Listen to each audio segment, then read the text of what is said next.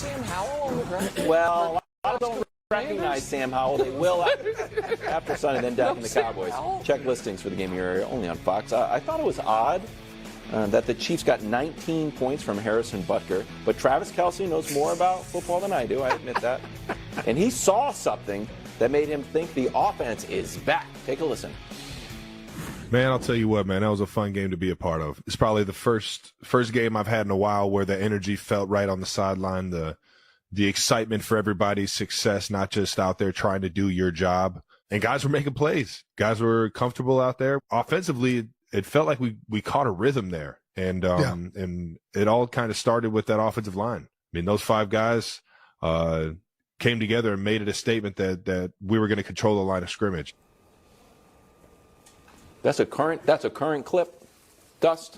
That's a current clip from this. What did you think of the offense in that game, Wilds? I thought Harrison Butker did an awesome job. He had 6 field goals, several from past 40 yards because you couldn't get it any closer. I thought Travis Kelce had 3 catches for 16 yards and a drop or 2. So you didn't think the offense moved the ball?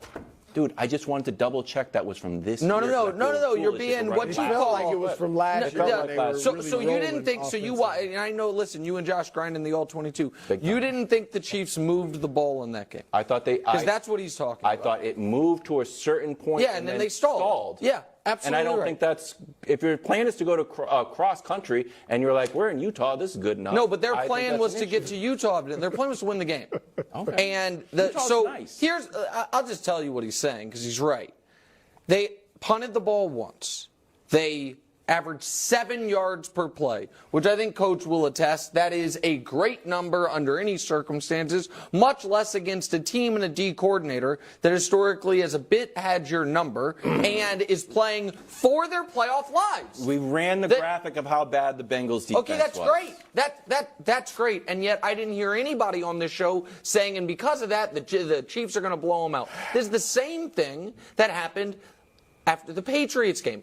All week leading up to the Patriots game, I had to hear from you about how the Patriots could win and how great the Patriots defense was. And then when the Chiefs moved the ball at will in that game, I heard ads the Patriots, who cares? And now once again, you want to bring Bill Belichick back because the defense is so good. So Chiefs played well against the Patriots. I don't think the offense looked awesome against the Bengals. Okay, so here's what I'm not nuts. I didn't say it. Travis Kelce said it. I think it's very, very simple. The Chiefs, if they don't turn the ball over, don't lose. Unfortunately, this year, they are bottom 5 in the NFL in plus-minus. They're bottom 5 in forced turnovers. As good as the defense is, they're not forcing turnovers. And they're bottom 5 or top 5, depending on how you look at it, the way you want to phrase it, most turnovers. That's it. There's the drops. There's this. The problem is the turnovers. And in that game against Cincinnati, despite turning the ball over, they still won the game, and they only had 1 drive in and a punt. When the playoffs start, Brew, if they don't turn the ball over, they'll beat everyone they play. And if they turn the ball over like they did against the Raiders, anyone can beat them. It is very, very simple, and I am buying what Travis is selling. I'm crestfallen. This is the unofficial beginning of the end for this season. Yikes. Why? The official will be when they lose, if they lose. This is the lowering of the bar. Travis Kelce, one of the greatest tight ends we've ever seen, in one of the greatest offenses we've ever seen over the past few years, is happy, is bragging about how great the offense was when you had to settle for 6 field goals? I mean, when you were 33% in the red zone, and that Cincinnati gives up more than half of the trips to the red zone, they give up touchdowns. Now, they're decent in that regard, but still, they held you to 33%. 1 for 3. Yeah, and so I'm just, and then you, Nick, you co-signed it. Like I watched the game. They moved the ball. That's what he's talking about. I wanted to, know we're better than this. Travis Kelce is settling. He has lowered the bar to, 6 field goals. Yeah, hey, we don't score like we used to. Well, we don't. But he's accepting it. I don't want him to accept it. This is one thing. Look, you can rip on the Eagles all you want. What I do like about the Eagles is when they were rolling, they were still like, man, we got to get better. All right, this is not good enough. We've got to win. The Chiefs are like, you know what? 6 field goals, we'll take it. I don't think this is a case of Travis Kelce not taking accountability, not recognizing weaknesses, but they've been struggling at different points throughout the entire season. So what Travis did recognize, they scored on 7 drives, which is hard to do. That's typically over half of the drives that you have in a game. He likes the fact the offensive line has played better. He likes the fact that they're not fighting on the sideline. They're actually celebrating each other's success. There was one argument on the sideline.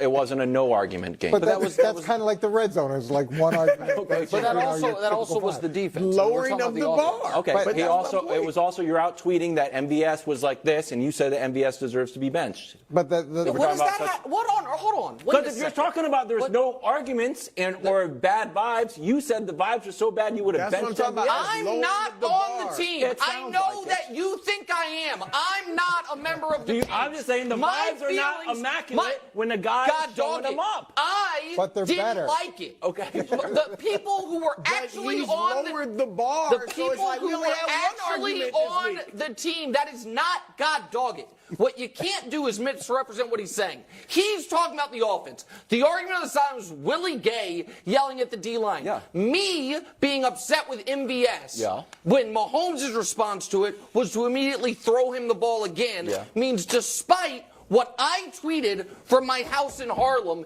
did not infect the game plan in Kansas City. I know that's shocking, but I'm it just didn't. saying now today we can't be like, yeah, the vibes are great. I'm not saying Travis said that. I'm just not allowing the vibes were great to be part of the narrative. How does my feeling on what MVS did affect the vibes of the Chiefs?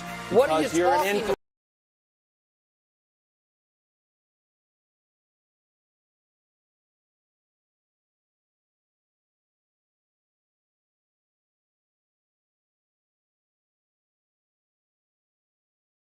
Lakers dropped to under 500, and a new report says they may also drop Darvin Ham. What? That's unlikely. Didn't they just win the big tournament? I mean, 3-9. They fired since Vogel then. after a championship. They might do the same. But it's Thursday at 4 o'clock, so you know what that means. It's time for the most motivational segment in all sports. It's also time where we read some viewer mail. For the year 2024, I thought it was going to fall off. I thought email was really going to take off. Turns out email. Physical mail, back in a big way. Dear Wilds, love the show. Do you have any New Year's resolutions besides campaigning for Şengün to be an all-star? Well, he has 330,000 votes. He needs to catch up there. Sincerely, Don Sr. Well, Don Sr., I have some sad news to share with you. The well of creativity must constantly be replenished. And sometimes you need to say, you know what? I got to throw away something to bring something new for the new year. Today will be our last show with Cowboy Brew. I don't believe it.